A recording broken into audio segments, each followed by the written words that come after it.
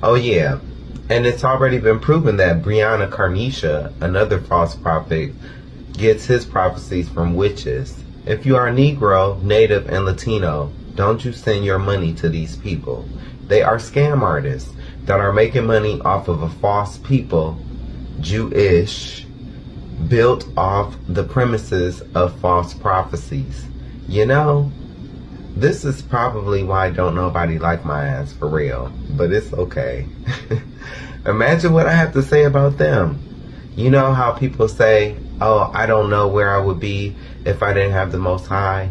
I say that I do know where I would be if I didn't have the Most High.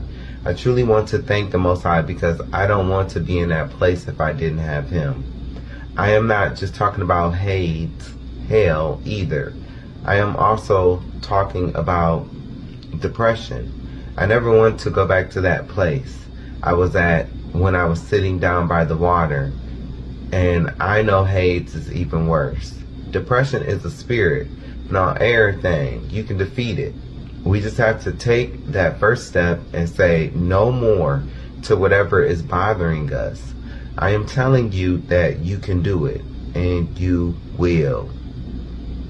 My people, we are amazing. We are unique. I just want my people to know that we are beautiful and that we do matter. The Most High cares for us. He loves His children, even though we anger Him by choosing destructive paths. I tried to put in words what I went through in that 7 years, and some stuff I still go through today, like my health issues. Just know it was bad. I thank the Most High because it could have been worse. To go through all the stress and anxiety only to die and go to Hades is not the plan for me. Man, that is just miserable, and that is why I changed. I knew things were getting better for me because I started staying with my Aunt Colette. This is the aunt's house where I chased all of them raggedy ass Jehovah's Witnesses away. I want to thank her and my Aunt Henrietta for pushing me to get up, dust myself off, and flee to Minnesota. I had never seen Minnesota as a place of residence, but like I say, what we have planned sometimes differ from what the Most High has planned. DJ Play to Zion by Lauryn Hill. This song represents my rebirth into something new. I love music and I will use it to describe how I feel at times. This song represents me stumbling across my path back to Zion, learning my true history according to the Bible and the love of Christ that He showed me. I love when Lauren sang, "The perils that will surely come. See, life for you, my prince, has just begun. And I thank you for choosing me to come through unto life to be a beautiful reflection of His grace. See, I know that a gift so great as only one God could create, and I'm reminded every time I see your face." Now, I know she wrote that song for her son, and in no way am I trying to take from that. I love Lauryn Hill, man. I had to find peace of mind too, Lauren. Man, she had me crying listening to the MTV Unplugged album. I would lay in the dark and would just feel that whole album, man. Tweet is the only other artist who touched my soul like that. I used to listen to Tweet down by the water. Man, I am glad to have come a long way, but even more glad that I kept the Most High and music close to my heart. Shortly after my stay with my aunt, I would move to Minnesota with $254 to my name. When I moved to Minnesota, I stayed with my brother Dewan, his wife at the time, and 2 kids. I worked 80 hours a week. Living with my bro was okay. I just couldn't smoke like I'm used to smoking. I would have to sneak and smoke because, like I said, I was not trying to be a bad influence on my nieces or nephews.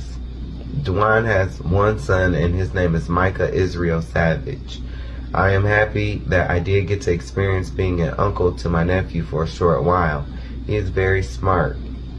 What I love the most about him is he has his own way of doing things. He is definitely a leader and a hard worker like his dad. I always said if I hit it for millions or billions, hey, I'm claiming it. I might leave everything to Micah. This is not set in stone because I'm not married and I have no kids as of now. I never planned on getting married or having kids, but who knows, one day that could change. As I see it though, I will be alone for the rest of my life, and I'm good with that. I'm not bragging about myself, but I really do have a good work ethic. I am always told this by family, friends, and coworkers, but I know it's true, too. That's another problem in our community. A lot of people do not want to work, but we need to realize that everyone is not meant to be Instagram famous or famous, period. I don't care about being famous. I actually prefer to be by myself, on my own, like my girl Patty. I will work. All I need is a chance to work. I would always say this. At one point when I was in Toledo, I was working 3 jobs, but after a while I could not find work. Toledo is small, and I have heard of people being blackballed, being put on do not hire lists. Today I'm not upset. I just talk about these things in the book to let it be known what I went through. In 6 to 7 months of living in Minnesota, I got my first car, and later on I got my own apartment. As Medea Brother Joe would say. I have been in my place now for about 7 years. Who would have thought, right? I was never supposed to get up and make it, but I am because of the Most High. I still had some life lessons to learn about family, lovers, and friends. I went from always having a house full of people, usually so-called friends / co-workers, to literally just being by myself today. I got tired of pouring into everyone, but no one really pouring into me. I had 2 girls that I thought were my friends, but they are just total energy vampires, and one was a complete user. Whatever she can get, but gives very little in return. I don't believe in friendship for me. This is just for me. I now live this way because it helps me not get taken advantage of. My one former friend, who was an Aquarius, I dealt with her the most because I was friends with her at my first job. I got tired of her insecurities, always having to boost her ego so that she could feel better about herself. She is the type that can never take responsibility for her own actions. It's always someone else's fault. I will say that by the time we stopped being friends, I was proud of how far she have came. When I first met her, she was not able to have conversations with people without yelling and screaming and arguing. But over time, I felt like I influenced her or helped her with her conversation skills. Ladies, don't depend on a man to always have a condom. You can keep condoms over your house in your drawer just in case he doesn't have one. She is the type that will print ultrasounds from Google and send them to a dude acting like she is pregnant, all because she is mad at the dude. She also does witchcraft. She told me that she did witchcraft on a dude that stopped messing with her, and I believe she tried to do it on me, but it backfired. I noticed how she started drinking way more towards the end of our friendship, and then she started driving. She got into 2 accidents. Both were her fault. There have been times where she would yell at her kids, calling them stupid, and I've heard her tell her kids that she hates them. She does have anger issues, like needs counseling anger issues. I know she loves her kids, but she is very angry about things that have happened in her life. We will be talking and she will be venting to me about different stuff, but as she will vent, she will start yelling and screaming. Not at me, but just venting. People, please be careful with what I just described to you, because what I just described to you is called transfer of energy. Vivica Fox explained it best on Two Can Play That Game. You might laugh, but this is very real, in a form of energy harvesting. You were feeling good before that friend or family member called you to start venting, especially about the same shit, which leads to them yelling and screaming. After the call, you will not feel the same. You might even feel worse if you were already feeling bad. This is called a transfer of energy, because now the person that vented feels better, and now you feel how they felt before they unloaded on you. I will often feel like, damn, am I a therapist? And it's so ironic that she is going to school and for psychology. Oh yeah.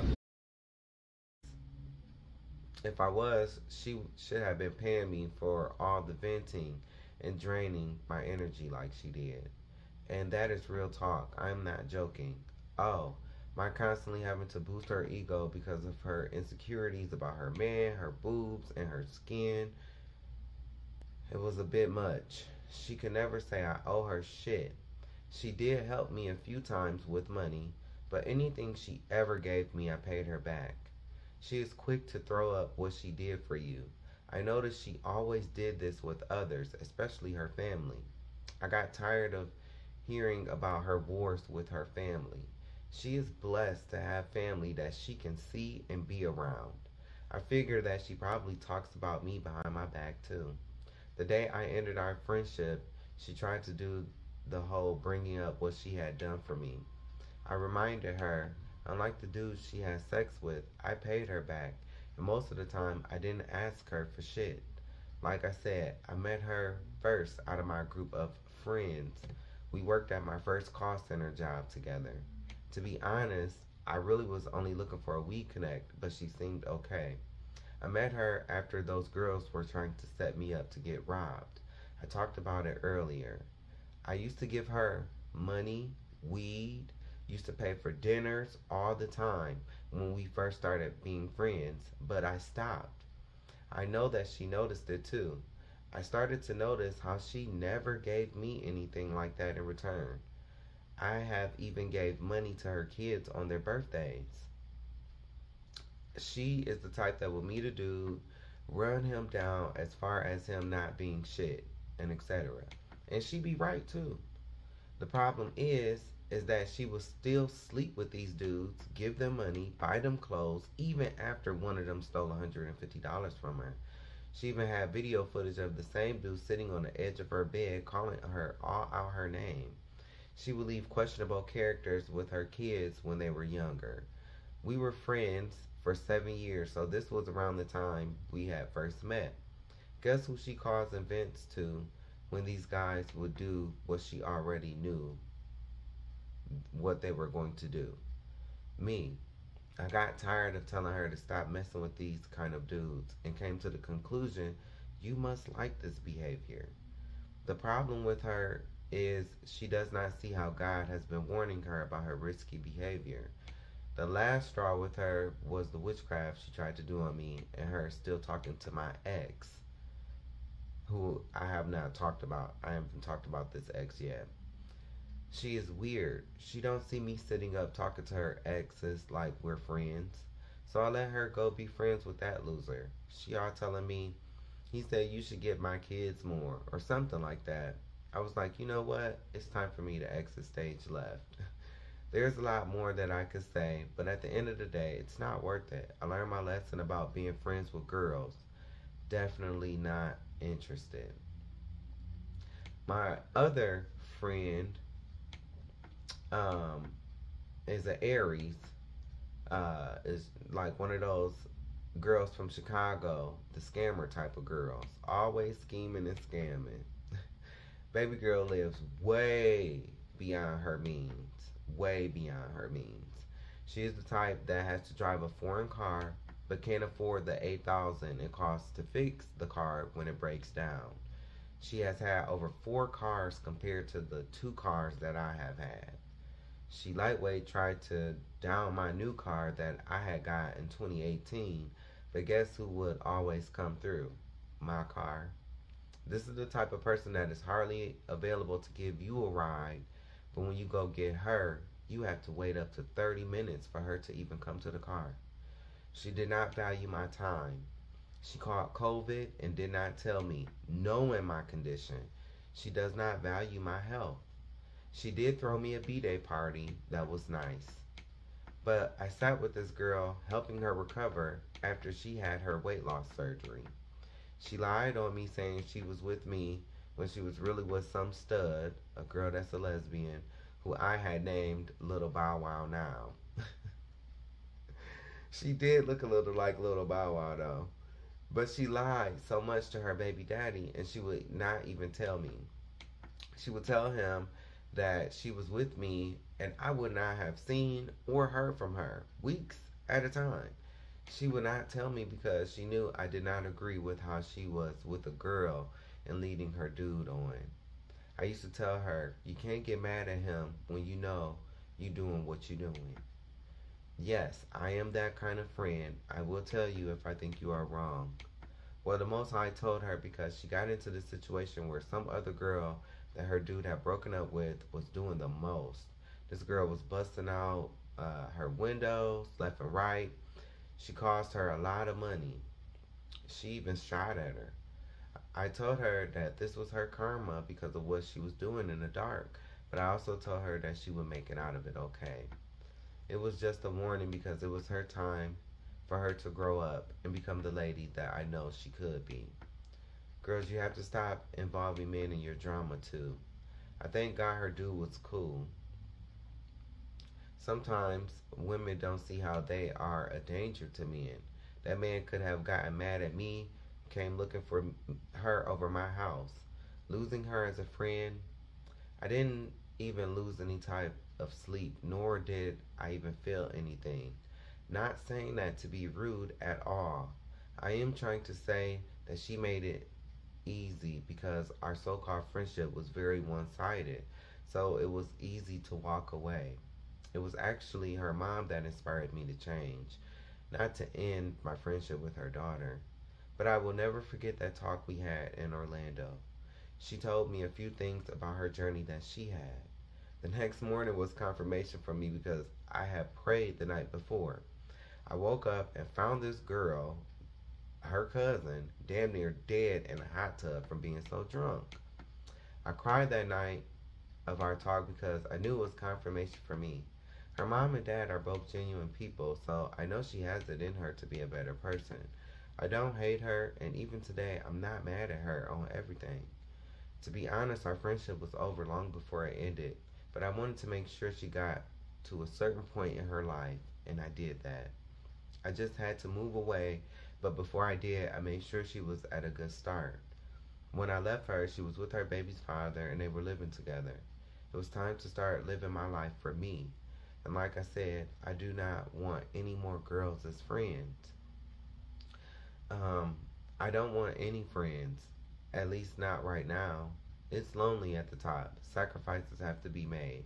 I'm a force all by myself. That's what I learned. I am thankful to them both.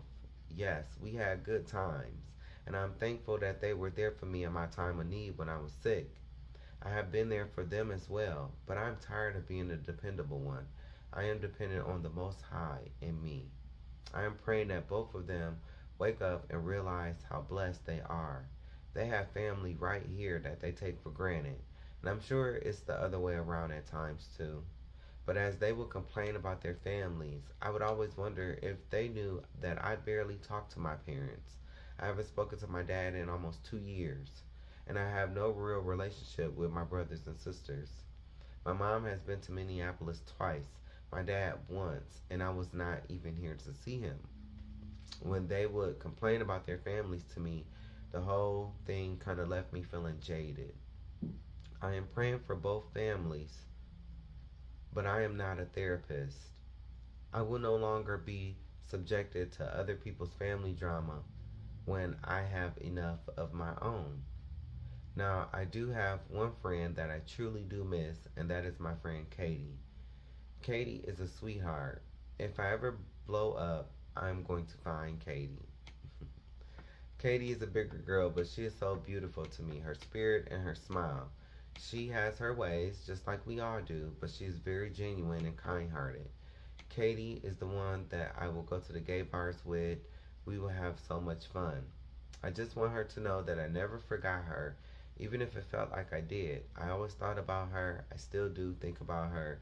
I pray for her and her family. She grew up in northwestern Michigan, but still right next door to me because Toledo is on the border of Michigan and Ohio. Katie ended up moving back to Michigan not too long after she stopped working at Cascom. I met um, a few of the friends that I spoke about, the Aries, Katie, and a few other girls. Hey Jackie, love you boo. At the job that I am still at as I type these very words you are reading. I see I'm no longer at that job. We met in a training class after we all got hired to work at Cascom. These are the people who I would have over to my house when I was saying slowly but surely I went from having a house full to just me. Not sad, just glad. One of the girls had the nerve to talk about me behind my back while she was on speakerphone with the Aries, but she didn't know I was in the car. People will eat your food in your home, not put in on anything, and then have the nerve to talk about you behind your back. I knew this wasn't the first time she spoke about me to the Aries behind my back either. I'm about to go in. Oh well. I also came to the conclusion that the Aries talked about me behind my back too. Because why else would the grown ass woman who stays with her parents, in parentheses because she has a child that looks like a damn gremlin, feel so comfortable talking about me like that to the Aries? Mind you, I have even given her gremlin predator looking voodoo doll money in the past for its birthday. No, I don't feel bad for talking about her child. You can't control a person's reaction, especially after you moved shady first. She should have thought about that before she opened her mouth to talk down on me for no reason. The Aries had her own speakerphone, but she did not even know I was in the car, and she just out of the blue started going in on me. I don't even remember what all she said because I was shocked, and so was the Aries because it was so random. The Aries wanted to stop her, but I put my finger over my mouth, telling the Aries to hush and let her finish. I didn't confront her then and there because I honestly looked at her as a friend. I didn't really talk to her that much or spend that much time with her like I did with the other girls because she has a kid and she stays with her parents. She didn't even have her own car. All she had to deal with was her child because her baby daddy didn't want her or the gremlin, and looking at them both, I see why. I tried to give her the opportunity to be a real human being and apologize, but all that she proved is that she is a piece of shit. This was after the Aries told her I was in the car that day and that I heard everything she said. So she knew she was caught. When I finally confronted her, she said, everybody talks about everybody.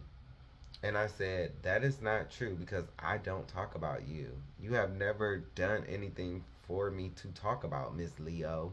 So now you are using some form of psychology to include me in your wrong because you are the one that got caught. And you don't want to feel alone. So rather than being a decent human being, you deflect and bring this whack ass excuse. She would not even apologize, and this was before me calling her or her child names. I feel like this is a big issue for a lot of black women. Some of them simply cannot own their shit. Some of them cannot own up to the part that they play in the mess. This is what made me talk about her and her child. It was very much, oh bitch, you know you are wrong because you just out of the blue started going in on me like I did something to you. You got caught, and now you don't want to apologize after I fed your fat ass face? Oh, okay, ho. Judas with the horrible Mac job. I got something for you. Baby, I lit into her weird ass looking family, and that thing she squeezed out her ass and had the nerve to put a dress on it. I don't care. I don't care. She deserved whatever she got. People need to understand that when you act like a Judas to a person who showed you nothing but love, whatever you get is whatever you get. Do I like talking about people and their weird ass looking kids? No, I do not enjoy that. But baby, don't push me either.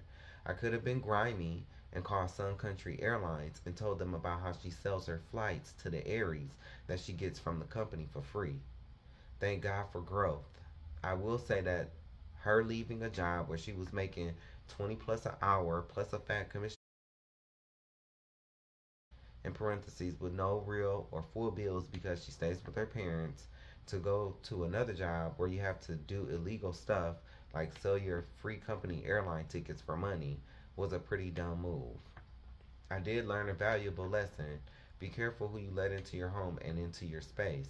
This is why I don't even be having company over, because people have all kinds of weird ass vibes slash spirits, and I'm good on that. I am not looking for friends, especially not from girls. I have learned to set boundaries with people in general. I don't care if it's family, friends, or a relationship. I understand that it's lonely at the top, and baby, that is where I'm on my way to.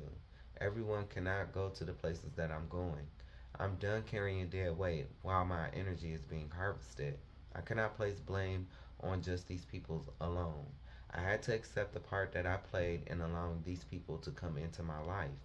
I realized the deeper issue was that it was time for me to learn how to be alone, love myself, and stop looking for love in other people, whether it be family, friends, or relationships.